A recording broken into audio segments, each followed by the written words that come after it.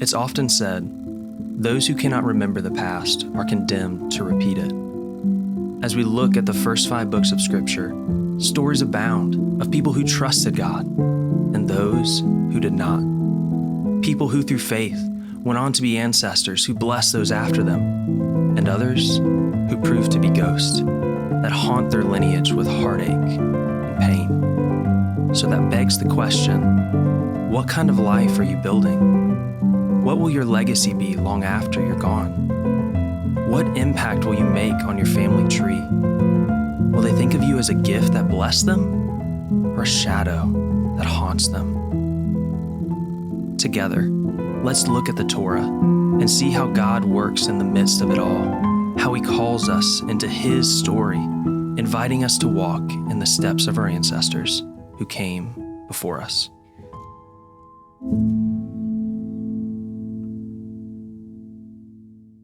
So in 1976, one of the greatest movies in American cinema history was released.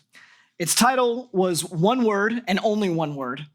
Does anybody happen to want to take a guess at what the name of that movie was? No. Hey, whoa, I heard it over here. Rocky, there we go. Rocky, that's exactly right. The movie was Rocky, and I don't want to start things out this morning offensively for you, but if you don't like Rocky, that's a you issue, not a Rocky issue, okay?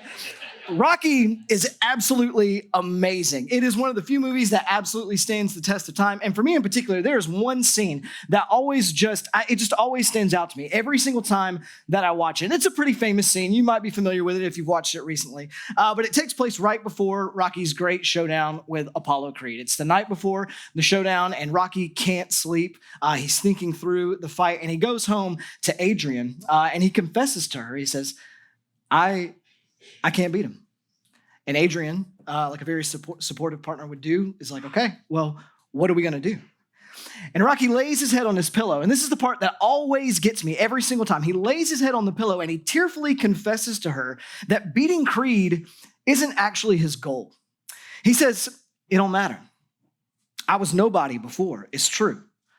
I was thinking, it really don't matter if I lose this fight. It really don't matter if this guy opens my head either, because all I want to do is go the distance. Nobody's ever gone the distance with Creed. And if I can go the distance, seeing that bell rings and I'm still standing, I'm going to know for the first time in my life that I ain't just another bum from the neighborhood. That I'm not just another bum from the neighborhood. It's a really powerful moment in the movie, and it pulls back the layers on all of Rock's motivation, what's really going underneath the surface of this fighter, this deep longing that he has somewhere within him for validation, for worth, to prove himself. And that scene sticks out to me today because the ancestor from the Torah that we are going to study is one that faced a very, very similar fight. And I think we're going to see some of the same patterns even emerge in him. And so if you would, what I'd love for us to do is I'd love for us to turn to Genesis chapter 32. That's going to be our text for this morning, Genesis chapter 32. And we're going to look at a pivotal scene from the life of the other brother that we saw last week, the slightly younger twin of Esau, a guy you may know by the name of Jacob. We're going to pick up in 32, jump right down into it. We'll pick up in verse 22, and we'll go through 31. This is what it reads. The same night, he arose and took his 2 wives, his 2 female servants, and his 11 children, and crossed the ford of the Jabbok, which was a local river. He took them and sent them across the stream and everything else that he had, and Jacob was left alone. And a man wrestled with him until the breaking of the day. When the man saw that he did not prevail against Jacob, he touched his hip socket, and Jacob's hip was put out of joint as he wrestled with him. Then he said, let me go, for the day has broken. But Jacob said, I will not let you go unless you bless me. And he said to him, what is your name? And he said, Jacob. Then he said, your name shall no longer be called Jacob, but Israel. For you have striven with God and with men and have prevailed. Then Jacob asked him, please tell me your name. But he said, why is it that you ask my name? And there he blessed him. So Jacob called the name of the place Peniel, saying, "For I have seen God face to face, and yet my life has been delivered." The sun rose upon him, and he passed Peniel, limping because of his hip. Now, I don't know how familiar you are with this passage. If you grew up in church, it might ring some bells. But regardless, it's admittedly a pretty strange scene. Here's Jacob all alone on the bank of a river when some mystery guy, who we later find out is God, engages him in some sort of ancient Near Eastern cage match that results in Jacob leaving with a Bo Jackson injury and a new name, okay? Like it's a bit weird, all right? It's a bit weird. Well, let me give you a Bible reading tip. When things seem strange in the Bible, rather than letting that frustrate you or cause you to put it down and think, well, I'm sure God means that passage for somebody, but I guess it's just not me. Instead of doing that, let strange moments like this in Scripture provoke you to dig in further and discover what's really going on. Because here's what's actually happening in this seemingly strange passage. This moment from Genesis 32 is actually the climactic moment of Jacob's life. It's the climactic moment of Jacob's story. Jacob's life covers roughly 12 chapters in the book of Genesis. And this moment is the turning point on which his whole life swings. It's an encounter he has with God that changes his life in the way that he needed the most.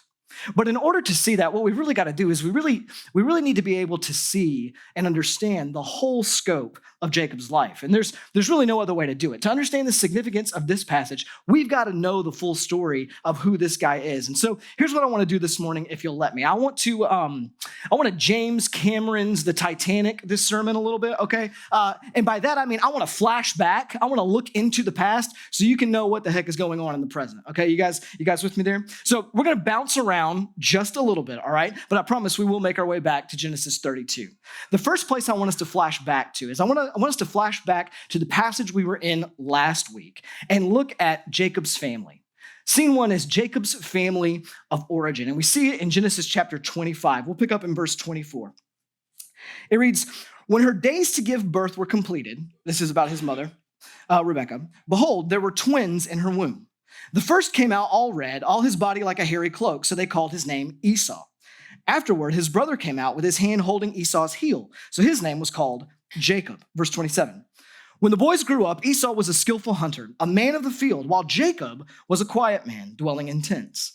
Isaac loved Esau because he ate of his game, but Rebekah loved Jacob." Now, we mentioned this last week, but this passage is telling us some very important things about the dynamics of this family. First of all, you'll notice the names they're given when they're born. Like, we don't tend to think about this too much in America, but other cultures, not our own, especially ancient cultures, when names were given, they were meaningful things. Names were meaningful. About as close as we get to this is what's going to happen in a few years in elementary schools when there's a whole swath of children named Taylor because all the Swifties have reproduced. You know what I'm saying? That's about as close as we're going to get to what is actually going on in here. But in ancient writings like the Bible, a name was way more than just a label. It was way more than just a label you used to make dinner reservations or file your taxes. It was way more than something that was just given to you because your mom thought it sounded cute or something like that. Your name was a part of who you were. Your name was a part of your identity, a part of you, a truth hidden in your bones, so to speak, a word that told the rest of the world something true about you. In Esau's case, it was that he was hairy. In Jacob's, though, it was that he was a heel grabber, which was also an ancient way of saying that he was a supplanter, someone who finds a way to take from those who are ahead of him, a cheater, to be more on the nose. He comes out of the womb holding Esau's heel as if to say, yeah, you might have technically come out first, but I got your foot. So samesies, all right? Samesies, we got it. We came out at the same time. And this winds up playing an absolutely crucial role in the dynamic between him and his brother and his parents. As we see, these two boys could not be more different than each other. Esau was big, loud, and outdoorsy, the stereotypical man's man of sorts. Jacob, on the other hand, was quiet, liked to cook, and preferred to be inside with his mama. He was the Timothy Chalamet to Esau's Travis Kelce, if you will, all right? And in light of these differences, there is this openly acknowledged favoritism the parents play between the two. Isaac openly preferred Esau to Jacob in a way that was, for however it looked, it was in a way such that it was noticeable and known. The people around them knew that Esau was Isaac's favorite and Jacob was not. And so here you have Jacob growing up underneath the reality that his dad didn't really like him all that much.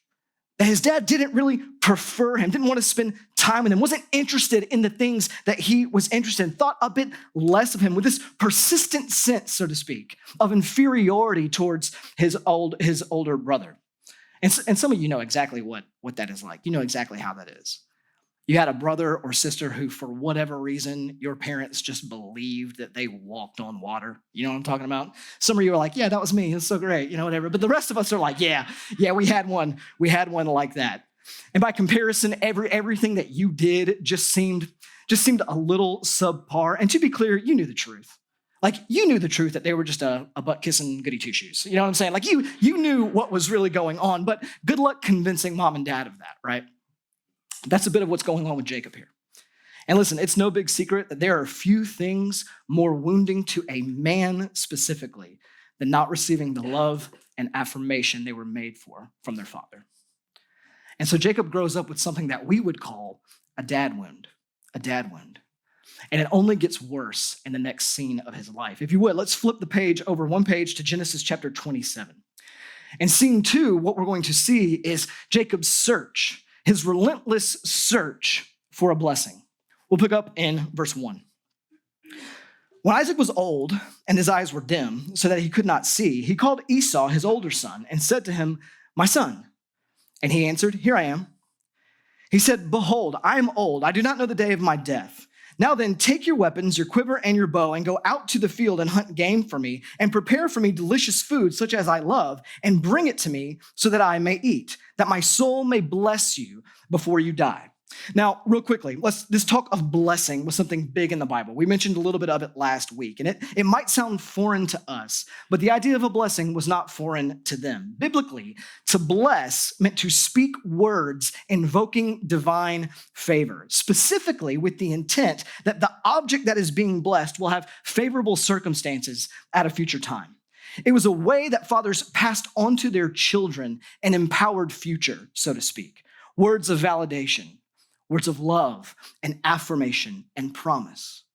And of course, fathers would and could give out all kinds of blessings to their children, but the primary and weightiest of those was generally reserved for the firstborn as a part of their birthright, like we talked about last week. And Isaac, as we see here, intends to give these words to Esau, not to Jacob. Despite the fact that God said that the older would serve the younger, despite the fact that Esau had sold his birthright and all that came with it to Jacob for a bowl of stew, Isaac was determined to give those primary validating words to his favorite son.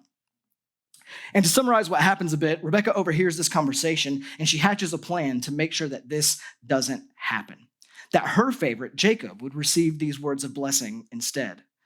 So she tells Jacob to let her prepare the type of food that Isaac likes, and then to dress up like Esau so that old and blind Isaac will think that Jacob is him, and he'll be the one to get the blessing instead. And so Jacob does it.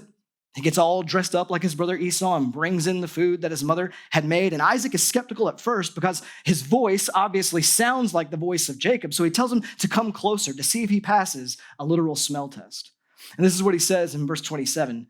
So he came near and kissed him, and Isaac smelled the smell of his garments and blessed him and said, "See, the smell of my son is as the smell of a field that the Lord has blessed." He smells like Esau. "May God give you the dew of heaven and of the fatness of the earth and plenty of grain and wine. Let peoples serve you and nations bow down to you. Be Lord over your brothers, and may your mother's sons bow down to you. Cursed be everyone who curses you, and blessed be everyone who blesses you." Massively powerful words. And if you're familiar with the scriptures, you know it sounds very, very much like the words that God promised to Abraham. It's God's promises being passed down here. But the promises God made historically to their family line. But again, you would do well to just stop here for a moment and think about what this must be like for Jacob.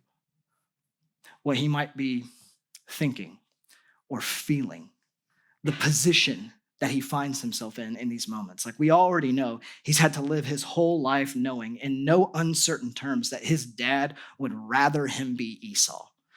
We know that whether they meant it poorly or not, every time somebody mentions his name, it brings up this idea of cheating. And he knows he's done it at least once already in his life. And now imagine, here he is, dressed up like a clown to get the blessing that daddy doesn't want to give him in the first place. You might think he'd be happy, right? I mean, at least he's getting what he wanted. But he knows the truth as well as you and I do. He knows the entire time that his dad does not mean for these words to go to him. Like, do you remember the first time you ever cheated? Like the first time you ever cheated, like on a test or an exam or a game or something like that? And I know there are some of us who are in here who are like, oh, I would never. Okay, all right. For the rest of us cool kids in the room, do you remember what it felt like? All right. Do you remember like what that felt like when that first happened? It's a weird feeling, right? Like it's a very weird feeling. Like you won, so that's nice. But you also know it comes with a caveat, that there's this asterisk beside the victory. It's how I imagine Michigan feels after their recent national championship. You're welcome. You're welcome. There's an asterisk. There's an asterisk. You won, but you know the truth. And it doesn't entirely feel like you won. That's Jacob. He's got the blessing. He's got the words, but there's an asterisk. He won, but it doesn't really feel like he won. And so the result is for nearly the next 2 decades of his life, he just lives in the fallout of this. And we're not going to go into it all today. We'll hit some of it next week. But the cliff notes are that Jacob essentially goes out and continuously tries to find that next thing, whatever it may be, that might bring this sense of blessing into his life. That thing that will validate him. That thing that will fill up whatever it is that he senses is lacking in him, that will give him love and approval and affirmation. So for example, when he learns that Esau wants to kill him, he leaves town at the request of his mom to go find a wife and start a new life. And literally the first girl he sees, he absolutely loses his mind over. I mean, he just goes crazy for this girl. He quite literally starts picking heavy things up and putting them down to show off his indoor kid muscles, okay? Like this is what he's doing. And he concludes that he just can't live without her. He thinks, I just can't live without this Rachel. He's like, maybe she'll do the trick. Maybe she'll be the thing that fills up what is lacking in me. And due to some trickery by her father, he winds up giving himself to functional slavery for 14 years to marry her. And lest you're tempted to think, oh, that's so beautiful. I want somebody to love me like that. Look, that is not how the original audience would have heard these words, okay? They would have interpreted these events like this dude is a walking and talking red flag. He's got some serious issues. He is not husband material, if you understand what I'm saying. And it doesn't end there. There winds up being a lot of drama in their relationship. And so what happens is he keeps looking. He realizes, well, this ain't going to do the trick. So he keeps trying to find it elsewhere. And so from here, he'll once again live out his name, this time to acquire wealth and power by deceiving his equally deceptive father-in-law. Like maybe if he becomes independently wealthy, maybe if he becomes a person of power and prosperity, that will be the thing. Maybe that will be the thing that will finally do it for me, that will make everything okay. But the point is, this pursuit of validation, this pursuit of blessing, is really the theme of Jacob's life. Trying to get his hands on that one thing that he thinks will ultimately make him okay. I love how the late Tim Keller sums him up. He says, Jacob, that very ancient figure in the book of Genesis, and yet an incredibly modern figure. Jacob is a man with an inner vacuum, an inner emptiness. Jacob is a man desperate for other people's affirmation, other people's blessing, for success, for approval. And it's on this note that I would add that Jacob's story is very much like many of our own. Jacob's story is very much like many of our own. Down in the depths of him, Jacob wants to know that he's okay. He wants to know that he's loved, that he has value. Jacob wants to know that his life is worth something, that his life matters. He wants to know that he's wanted and belongs. Essentially, Jacob wants to know that he's not just another bum from the neighborhood. And you might not use those words precisely, but the truth is you and I look for the exact same thing. You and I do this too. And it comes out in all sorts of ways. So we think, if I can just be successful enough, if I can just reach that next goal, that next rung on the ladder, whatever it may be, if I can just get there, then I'll know. If I can just get that job, if I can just get that lifestyle, if I can just get that money, then I'll know. I'm not a bum. A guy I follow once said that virtually every incredibly successful person he has ever met has some sort of deep wound that they are trying to overcome. That they never heard those words of love and validation from mom or dad, so they've chased it. And big bank accounts and flashy cars and rising to the top of the proverbial food chain. If I can just get there, then I'll know. Then I'll be okay. If I can just be this type of mom, if I can just be this type of mom, if my family would just be like this and look like this, if my kids would just wind up this particular way, then I'll know. Then I'll know I'm not a bum. If I can just get married, if I can just find that person, if I can just get in with that group, if I can just change this thing about myself, if I can just stop doing this and start doing that, then I'll know. If I can just stop being the type of person who does fill in the blank, if I can just get that thing or reach that goal, then I'll know. Then I'll know I'm not a bum. And maybe for some of us, like Jacob, we've even on some level lied and cheated and stolen to get it because we want it. We can't live without it. Like Jacob before us, we want to find that thing that if we could just get our hands on it would make our life okay. Have you ever thought about your insecurities that way? That this is what they really are? That what your insecurity is, however it looks, what it really is a search for blessing. Looking for someone or something to speak words about you or think certain things about you or impart some sort of absolution and meaning and value to your existence. And I don't know what this longing for blessing may look like for you specifically. I don't know where exactly you look to find it. It's probably different for all of us. But the point is that there is this thing in us that searches for it. We want it. We're looking for it. And Jacob was too. And that is what brings us all the way back to Genesis 32 on the banks of the Jabbok and what I would call the scene of Jacob's fight. Brings us to Jacob's fight. At this point, the goalposts have moved yet again, as they tend to do with all insecurity. And after a prompting from God, he concludes that what he needs to do, what he really needs, is to go back home and get what God said would be his. The only problem is that Esau is still alive. And the last time Jacob heard from him, he was promising to hunt Jacob down and kill him for ruining his life and taking his future. And at this moment, Esau is on his way to meet Jacob with 400 men, which even in the ancient world doesn't exactly sound like a fun welcome home party. And Jacob has tried to win his brother over by sending gifts, gift after gift after gift to Esau, but he has gotten no response.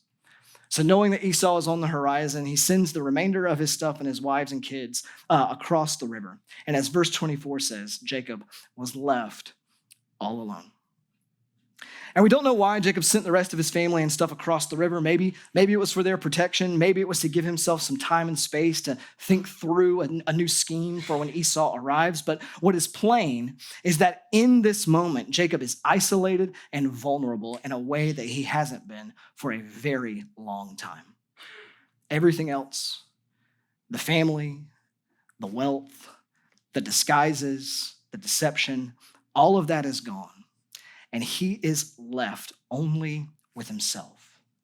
He's alone in a dark and desolate place until he isn't. It says, a man wrestled with him until the breaking of the day. Seemingly out of nowhere, Jacob is jumped by this mysterious person, by this mystery person. I don't know who Jacob may have thought it was. I imagine he probably thought it was Esau come to kill him. But regardless, what we do know is that for Jacob, this is a fight for his life. Listen, a fight that lasts all night isn't just some little dust up, okay? Like, I don't know how many of you have experience fighting or anything like that, but if you're fighting all night, this is not just a small little skirmish, right? We're told how long the fight lasts so that we know the desperation of it. Jacob is fighting for his very existence. And for all practical intents and purposes, it's a stalemate until verse 25. When the man saw that he did not prevail against Jacob, he touched his hip socket, and Jacob's hip was put out of joint as he wrestled with him. Then he said, "Let me go, for the day is broken." But Jacob said, "I will not let you go unless you bless me." And this seems like an odd interchange, but what you have to see is that in this moment, everything changes. Everything changes. This is the moment that Jacob realizes what's actually going on and who his assailant actually is. You see, it becomes clear that this character that Jacob has been going at it with for hours upon hours has been holding back the entire time. I mean, do you see how Jacob was injured, right? His opponent didn't grab his hip and twist. He didn't give him a good old-fashioned jackknife powerbomb into the dirt or anything like that. Like, no. He simply reached out and touched him. What becomes apparent is that this person, whoever he is, had a wealth of power that he had not been tapping into the whole time. Like a dad letting his kids wrestle with him on the floor, he was letting Jacob stay in the fight all night. And when he touches his hip, it becomes abundantly clear. It becomes clear that Jacob is not wrestling with any mere mortal. Jacob is wrestling with God. Keller again says, the minute Jacob is touched like that, the minute Jacob sees that supernatural strength, he suddenly realizes who this is. At that moment, he realizes what the real meaning of his life is. He realizes what the real problem is. He suddenly realizes he had been all wrong. The problem of his life is not what he thought, and the real meaning of his life was not what he thought either. What he's saying is at that moment, Jacob realizes that what he had really been searching to get his hands on his entire life was literally in his hands at that very moment. Which is why he refuses to let him go. Which is why he says, "I'm not going to let you go until you bless me." Jacob realizes that what he'd really been searching for was right there. He realizes the thing he had been fighting with all night was the only one who could actually deliver to him what he had longed for his entire life. Do you see now why this is such a watershed moment for Jacob? It turns out Jacob had been wrestling all his life.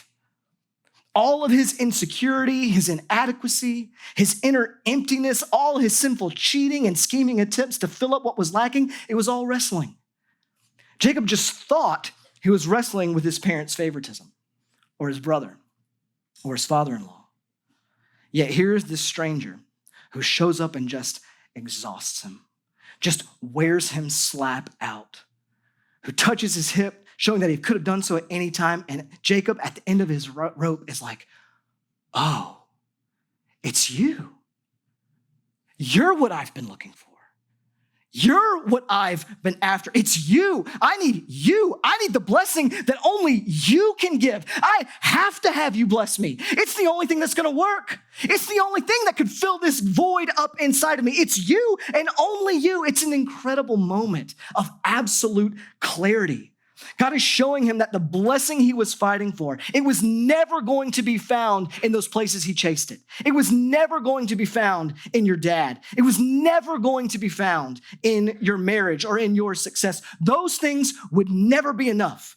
It was only ever going to be found in God himself. And that's the thing that Jacob's story is asking us to realize as well. That what you are actually looking for to make you okay, what you are actually looking for to bring you love, affirmation, validation, purpose, and meaning in your life is not going to be found anywhere else either. The blessing won't be found in some bank account or some relationship. There is not enough money or sex or accomplishment in the world that will be enough to make you feel like you're enough. No job or lifestyle or person is ever going to have the ability to fix that thing in you that feels empty. It's not going to be found in you trying to reinvent yourself or clean yourself up or pretend to be something you're not. It can't do it. And some of you know this. Some of you know this because you got the thing. You got it, and it didn't work. You got it, and it didn't work. And so like Jacob, you started thinking that, man, well, maybe I just need this other thing. Maybe it wasn't really that thing that I thought, but it's this other thing now. So if I can go out and get that, and then you got that, and it didn't work either. So now it's another and another and another. And you're a bit like Jacob with Isaac. You actually did get the words, but you found that the words weren't enough. You needed something more. And hopefully you can see that, and you can see why this is good news, because I know that there are so many of us here this morning who are wrestling. You are wrestling, trying to fill those insecurities and those deep voids that you feel in your soul. Wrestling with past failures and rejections and sins that you feel like you can't escape. Wrestling to feel smart enough. Wrestling to feel successful enough, wealthy enough, mom enough, moral enough. Wrestling to get someone's attention or love. Don't you see? God wrestles Jacob to put an end to his wrestling. And the good news is he has come to do the exact same thing for you. For you. And God does bless him. He answers his request. He does bless him, and he does it in a way he would have never expected. And I think it's worth noting, and I would hate for us to miss this, that the way that God opens Jacob's eyes was through pain. God had to wound him to help him see. And this is a hard thing, but sometimes the absolute best thing for you is to lose everything that you have built your security and worth on that isn't Jesus. Sometimes the best thing for us is to feel the pain of all that we have looked to bolster our sense of worth and validation, come crashing down so that we realize the only real place we're going to find it is in the arms of Jesus. Maybe some of you find yourself in that place this morning where everything you've tried to build your life on to make you okay just ain't working. It ain't working. And you, like Jacob, find yourself left all alone at the end of your rope, not knowing where to turn. Jesus is what can do it. Jesus says, come and cling to me. This is what Jacob begins to understand. He's in pain, but Jacob knows it doesn't matter if it hurts. It doesn't matter if he loses. It doesn't matter if this guy cracks his head open or not. There is something here that is more important than his pain. Something that makes all of this pain of losing everything absolutely worth it. And he won't let go until he has it. And look at verse 27. And he said to him, what is your name? And he said, Jacob. That name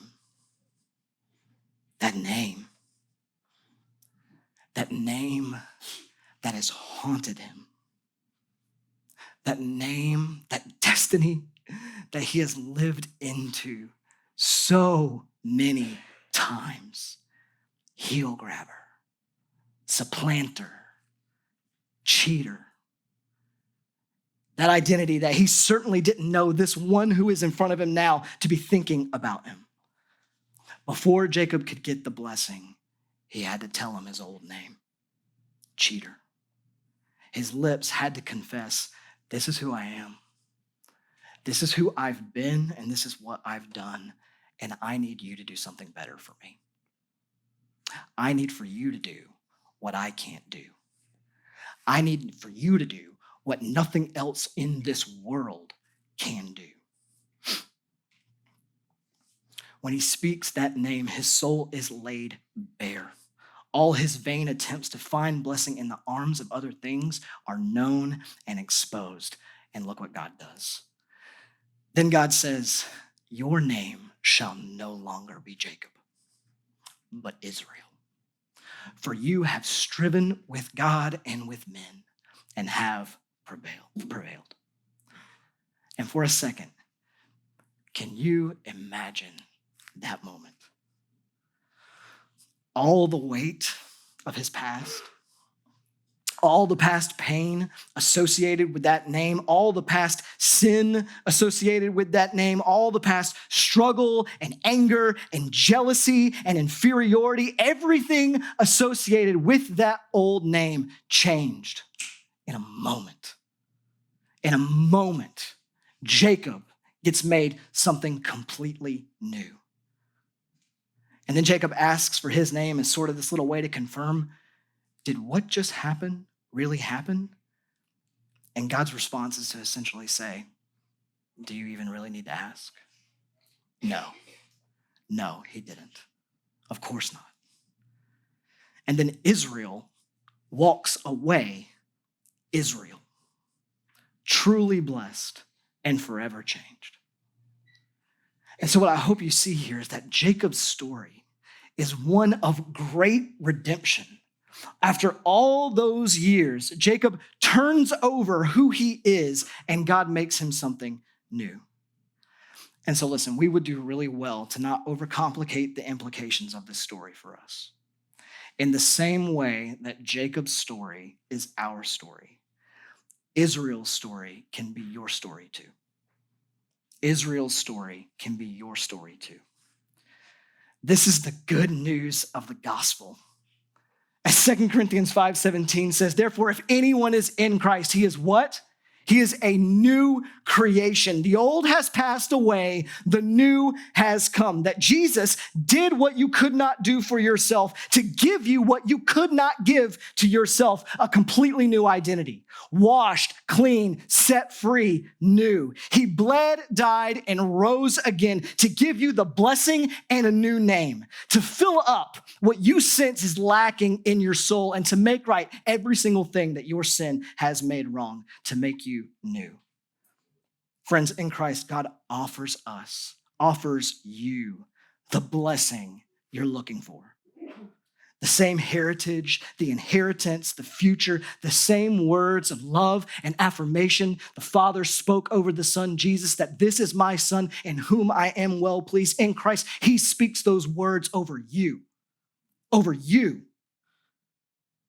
Listen, some of you have been fighting for so long to get the father wound off you, to get the failure off you, to get the sin off you. And God says, if you want it off you, you just need to lay aside whatever else you've been running to solve it and cling to me. Cling to me. For some of you, like Jacob, you have spent most of your life feeling like you could never measure up, that you can never be smart enough or funny enough or successful enough. Listen, nothing will heal, nothing will cure every bit of restlessness and insecurity in you until you hear God say through Christ, I love you, and you are mine. And I love you not because of anything you've done. I love you because I love you. Not because of what you bring to the table, not because you've proven yourself worthy of it, not because you are enough, but because I am enough, because I have done for you what you couldn't do for yourself. Cling to me. You will never solve your insecurity until you hear those words loud and clear, not just for other people, but for you. For you, that this is how the God of the universe feels about you in Christ. Similarly, others of us, I know you feel like a fraud. You live each and every day feeling like a phony. You feel like your life is just one big asterisk. Like you've just been dressing up, hoping that nobody sees through your disguise. Listen, God says, I see you. I know who you are. I know who you really are. Good parts, bad parts, and everything in between. And if you cling to me with who you really are, I will make you something completely new. I will fix what is broken. For still others of us, if not all of us, we know that we are sinful and broken, that we aren't who we should be, and we haven't done the things that we should do. In fact, we've done things that we are ashamed to admit and think that those things can't help but define us, a bit like Jacob's name defined him. God says, cling to me, and I will change your name. You will no longer be called sinful, broken, addicted. You will no longer be named used, abused, insecure, not enough. You will no longer be known as bum, but I will make you righteous, redeemed, beloved, daughter, son. On some level, we are all in a fight for our life.